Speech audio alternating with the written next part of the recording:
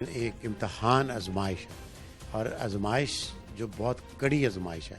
آپ یقین کریں کہ یہ بہت بڑا ہولناک، میرا خیال ہے 75 سال کے اندر جو ہمارے پچھلے سیلاب آتے رہے ہیں یا ارتھ کوئک آیا، یہ اس سب سے بڑا.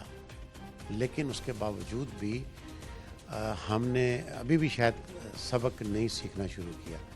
دیکھیں، ہم نے 2010 میں جب سیلاب آیا، ہم نے ریلیف کیا، ری ایبلیٹیشن کی، سب کچھ کیا. اس کے بعد کیا کیا؟ کوئی ڈیم بنایا ہم نے؟ کوئی ریزروار بنایا ہم نے؟ کچھ نہیں بنایا. ہم نے کوئی سبق نہیں سیکھا.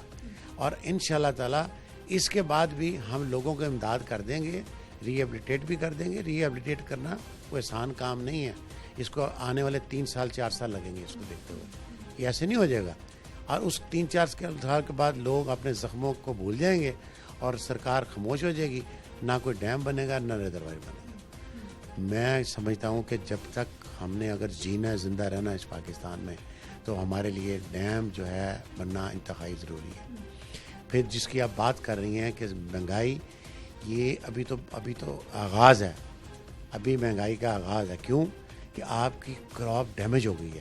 اگر آپ سندھ میں دیکھیں تو سندھ کا ٹماٹر آپ کے پاس آتا تھا، سندھ سے آپ کے سبز مرچ آتی تھی، آپ کا اونین آتا تھا. یہ سارا کچھ تباہی پہ چلا گیا.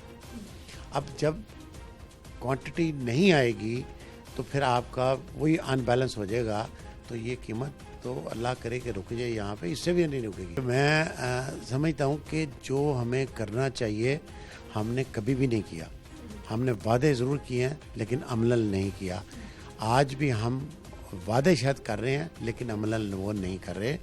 ہمیں یہ سوچنا چاہیے کہ اگر 2 مہینے کے بعد گندم کی کراپ نے لگنا ہے، اگر ہم نے اس کو لگانا ہے اور بچانا ہے، تو پھر ہمیں کچھ نہ کچھ ہنگامی بنیادوں پہ کرنا پڑے گا.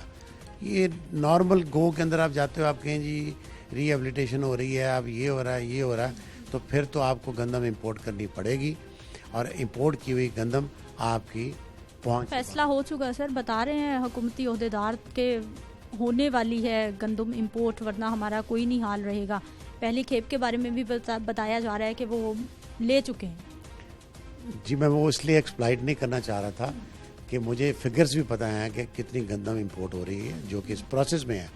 لیکن میں سمجھتا ہوں کہ ہماری ایک یہ بھی بدقسمتی ہے کہ ہماری سرکار کے پاس ایکچوئل ڈیٹا نہیں ہوتا. دیکھیں، آج چینی والے کے پاس اب اٹھا کے دیکھیں سرپلس چینی پڑی ہے، ان کے پاس یہ ڈیٹا نہیں ہے کہ ہماری کنزمپشن کتنی ہونی ہے اور جتنی اس وقت انٹرنیشنل پرائز جو ہے آسمان کی طرف گئی ہوئی ہے. تو جو ہمارے پاس اگر سرپلس چینی پڑی ہے اس کے بعد نکال دیں. اور اسی طرح ہمارے پاس اپنے پاس گندم کا یہ ڈیٹا نہیں ہے کہ ہماری یہ کنزمپشن ہونی ہے. اگر یہ ڈیٹا ہو تو ہم اس کے مطابق پلاننگ کر سکتے ہیں.